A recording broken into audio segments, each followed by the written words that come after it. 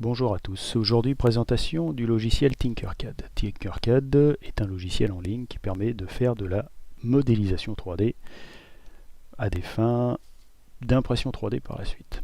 Donc, les fonctions de base pour Tinkercad. Vous avez ici les formes simples, un plan de construction sur lequel nous sommes. Le plan de construction, en fait, si vous utilisez la molette de vos souris, vous pouvez zoomer. Si vous utilisez le bouton de droite de votre souris, vous avez la capacité de faire vos rotations en 3D. Et pour finir, si vous maintenez la molette appuyée sur le centre de votre souris, vous avez fait ce qu'on appelle un pan, c'est-à-dire un déplacement de votre plan de construction. En bas ici, vous avez la capacité de modifier la grille de votre plan de construction. C'est comme du papier millimétré, vous avez soit des pattes 0,1, 0,25, tout dépend en fait de la finesse du travail que vous voulez effectuer. Nous, on va le laisser à 1 mm pour la démonstration.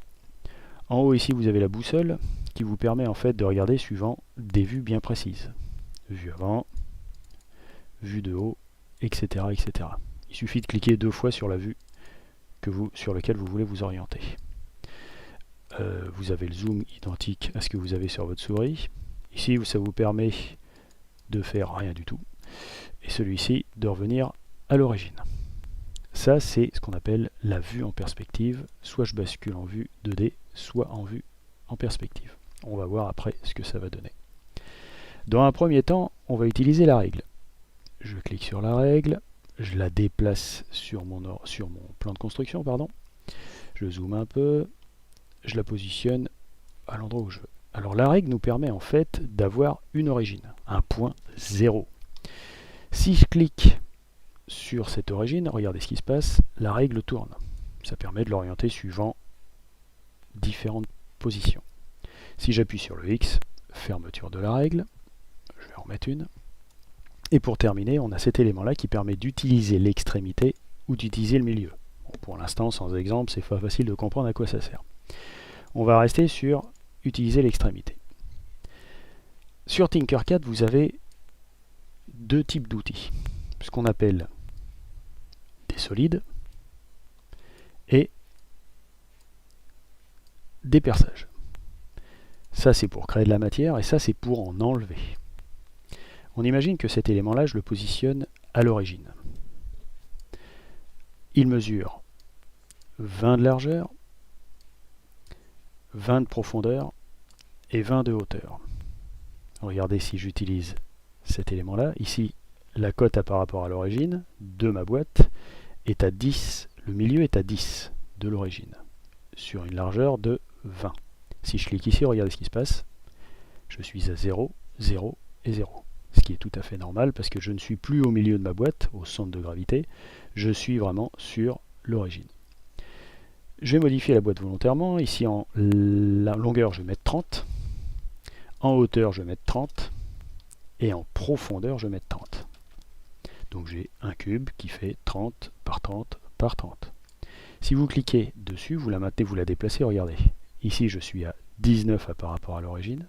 Je suis à 10 par rapport à l'origine. Et je suis à 0 par rapport à mon plan de base. Pour en être certain, je clique 2 fois sur le haut. Et là, je vois bien que je suis bien positionné par rapport à cette origine. Si jamais je clique dessus, regardez, milieu, là cette fois-ci je suis à 25 et à 34, le centre de mon cube. Pardon. Je reclique dessus et je ramène tout ce monde-là à 0. Donc soit je fais ça, soit je clique 2 fois sur la valeur, et ici je mets 0. Voilà. Donc mon cube est posé. À l'intérieur de ce cube, je voudrais enlever de la matière pour qu'il devienne creux. La matière, pour enlever la matière, ça va être cet élément-là. Donc je sais que mon cube fait 30 par 30, celui-ci fait pas 20 par 20, je vais l'augmenter volontairement en hauteur, je vais le mettre à 40. Donc il va mesurer 40 de haut. Par rapport à son élévation au sol, il est à 0. Ici, je vais le déplacer, donc je vais me mettre en vue du haut. Je clique 2 fois, je me déplace et je le positionne environ au centre. Est-ce qu'il est vraiment bien centré? Regardons, il fait 20 de large, mon cube mesure 30 de large, ici j'ai 5, je suis bien au centre. 20 de large, 5, je suis OK. Donc si je regarde bien, les deux cubes sont bien l'un dans l'autre, et le cube de perçage enfin le cube de perçage, le parallélipède de perçage est bien centré par rapport à mon premier solide. Avec ma souris, je sélectionne tout le monde. Tout est sélectionné. Pour terminer ici, regardez, je clique sur regrouper. Et là, la matière a bien été enlevée. Bien. Pour la suite, orientation des éléments. Je déplace ce cylindre-là. Ce cylindre-là, je voudrais qu'il vienne faire un trou ici. Ou ici, comme vous voulez. Il faut qu'il soit débouchant. Je voudrais qu'il fasse 10 de diamètre. Donc je donne longueur, profondeur à 10. Et en hauteur, je vais passer à 40. À ce compte-là, regardez, mon cylindre est bon, mais il faut que je l'oriente pour pouvoir traverser la forme ici. Je me mets en vue de gauche, regardez, ici. Qu'est-ce que je fais? Je sélectionne mon perçage, et ici je vais me rapprocher pour voir un petit endroit qui est ici, qui permet en fait d'orienter, suivant un angle, votre solide. Je clique sur cet élément-là, je mets ici 90 degrés, et je suis orienté correctement. La seule problématique, c'est que ici, la cote est au bord, et je la voudrais au centre.